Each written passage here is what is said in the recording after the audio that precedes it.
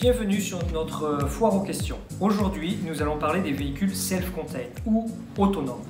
Dans un premier temps, je vais vous donner les caractéristiques et la définition de ce genre de véhicule. Ensuite, quels sont les véhicules autonomes? Où est-ce qu'on peut rester avec ce genre de véhicule? Et enfin, pour qui sont ces véhicules self-contained?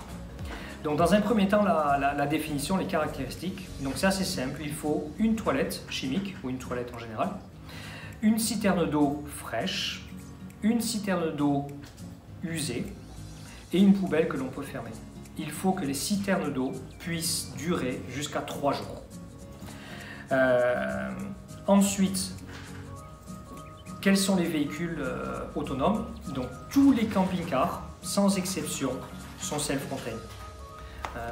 Donc les camping-cars sont plus grands que les vannes.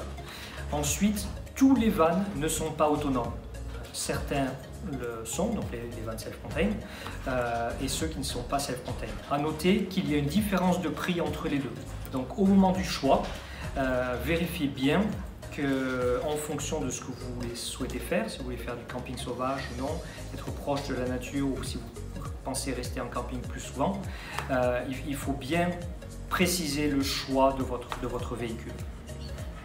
Ensuite, où est-ce que l'on peut rester avec des véhicules de cette gamme, des véhicules self-contained? On peut rester partout, on peut faire du camping sauvage partout dans le pays, sauf lorsque cela est interdit.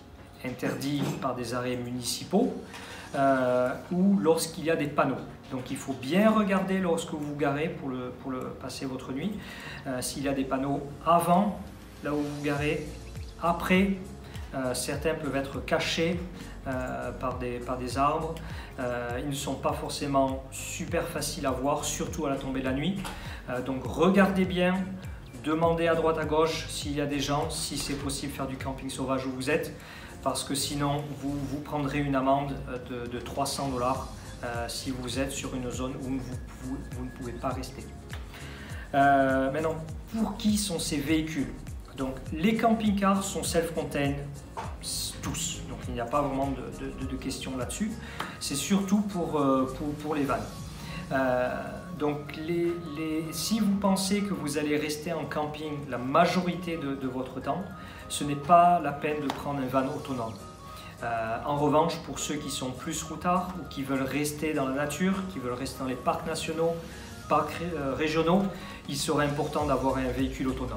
Donc n'oubliez pas surtout de faire votre demande en fonction de comment vous voulez passer votre séjour en Nouvelle-Zélande. Donc j'espère que ces petites indications vous ont aidé à répondre à vos questions sur ce genre de véhicule. Et je vous dis à la semaine prochaine pour d'autres questions.